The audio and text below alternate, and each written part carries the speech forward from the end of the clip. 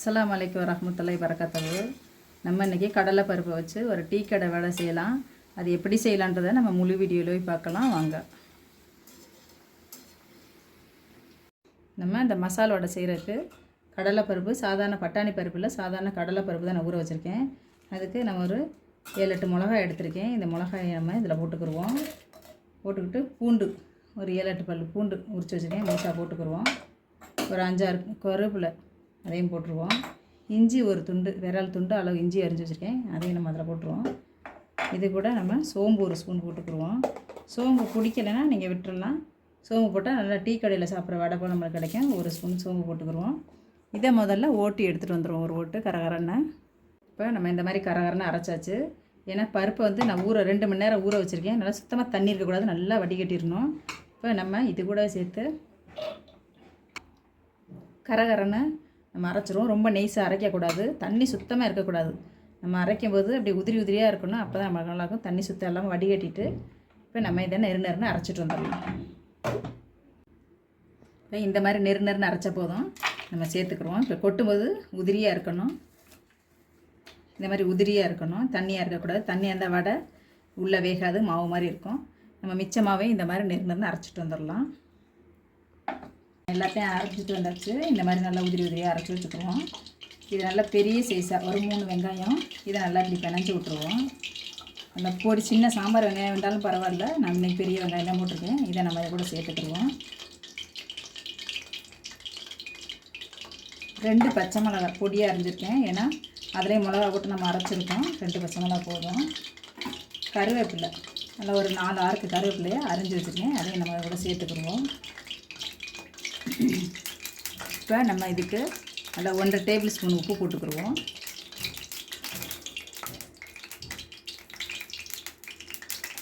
இப்போ நம்ம இது எல்லாத்தையும் நல்லா பிணைஞ்சிட்டு உருட்டி வச்சுக்கலாம். அப்போ தான் நம்ம டக்கு டக்குன்னு தட்டி போடுறதுக்கு நம்மளுக்கு நல்லாயிருக்கும். எப்போயுமே வடை மாவு வந்து தண்ணியாக இருந்துச்சுன்னா நம்மளுக்கு வந்து வடை வந்து நல்லா இருக்காது, வேகாது. இந்த மாதிரி உதிரி உதிரியாக இருந்தால் தான் நம்மளுக்கு சூப்பராக முறுமுறுன்னு நல்லாயிருக்கும் வடை. நம்ம கொஞ்சம் மாவு எடுத்து நல்லா நம்மளுக்கு என்ன சைஸ் வேணுமோ அந்த சைஸ் நம்ம நல்லா இப்படி உருட்டி நம்ம வச்சுக்கிட்டோம்னா நம்மளுக்கு தட்டுறதுக்கு ரொம்ப ஈஸியாக இருக்கும். முதல்ல இந்த மாதிரி உருண்டை பிடிச்சி வச்சுக்கிடுவோம். டக்குன்னு எண்ணெய் காய நம்ம போட்டு பிடிச்சிடலாம். இந்த மாதிரி உருண்டை பிடிச்சா சூப்பராக இருக்கும், ஈஸியாக இருக்கும் நம்மளுக்கு தட்டுறதுக்கு.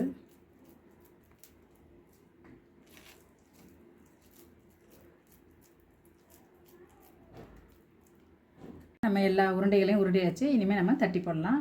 அடுப்பு ரொம்ப வேகமாக வேண்டாம், அடுப்பு மீடியமாக இருந்தால் போதும். நல்லா அந்த உருண்டைகளை நல்லா கையில் இப்படி வச்சு இப்படி உள்ளங்கையில் வச்சு நம்ம தட்டினோம்னா நல்லாயிருக்கும். பிஸ்மில்லா. ரொம்ப வேகம் வேண்டாம், அடுப்பு மீடியமாக இருக்கட்டும். இல்லை இந்த மாதிரி உள்ளங்கையில் வச்சு தட்டுவோம், அப்போ தான் நடுவில் குண்டாகவும் ஓரத்தில் மெலிசாகவும் நல்லாயிருக்கும். நல்லா அமைக்க இது பண்ணிங்கன்னா உதிரும். ரொம்ப வேகமாக வேணாம் அடுப்பு. இப்படி தட்டி நம்ம உருட்டி வச்சுட்டோம்னா நம்மளுக்கு ஈஸியாக இருக்கும் தட்டி எடுக்கிறது வடை.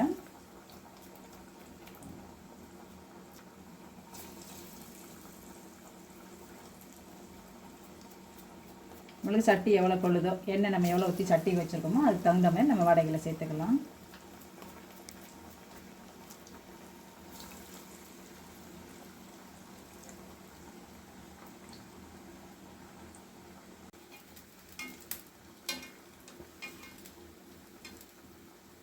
எப்பவுமே பலகாரம் செய்யும்போது நம்ம அடிக்கனமான பாத்திரம் வச்சுக்கிறோங்க. இரும்பு கடாயில் தான் இன்னும் சூப்பராக இருக்கும். நம்மளுக்கு வந்து சூடு வந்து நின்று வேகும். அது நம்மளுக்கு மெல்லிஸ் கடாய் எடுத்தோம்னா சீக்கிரம் எண்ணெய் சும்ப காய்ச்சினா உள்ளே வடை வேகாது. கொஞ்சம் மீடியமாக இருக்கட்டும் அடுப்பு, ரொம்ப வேகமாக வேண்டாம். இந்த சலசலப்பு அடங்கிச்சுனாவே நம்மளுக்கு வடை வெந்துருச்சுன்னு அர்த்தம்.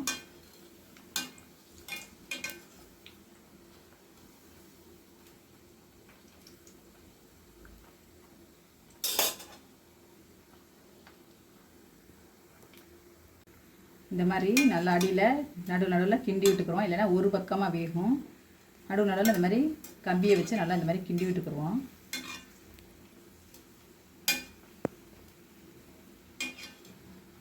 நல்லா பபுள்ஸ் அடங்கிடுச்சுன்னா நம்ம வடையை எடுத்துடலாம். அவ்வளோதான், நம்ம வடை எவ்வளவு வெந்திருக்குன்னு பார்ப்போம். போதும், இந்த மாதிரி கலர் இருந்தால் போதும் வடை. இதே மாதிரி மித்த வடைகளையும் நம்ம சுட்டு எடுத்துக்கலாம். அவ்வளோதான், நம்ம மசால் வடையெல்லாம் சுட்டாச்சு. நம்ம மசால் வடையெல்லாம் சுட்டு முடிச்சிட்டோம். கண்டிப்பாக இந்த ரெசிபி எல்லோரும் செஞ்சு பாருங்கள். செஞ்சு பார்த்துட்டு எனக்கு கமெண்ட் பண்ணுங்கள். சப்ஸ்கிரைப் பண்ணுங்கள். சப்ஸ்கிரைப் பண்ண எல்லாருக்கும் ரொம்ப ரொம்ப நன்றி.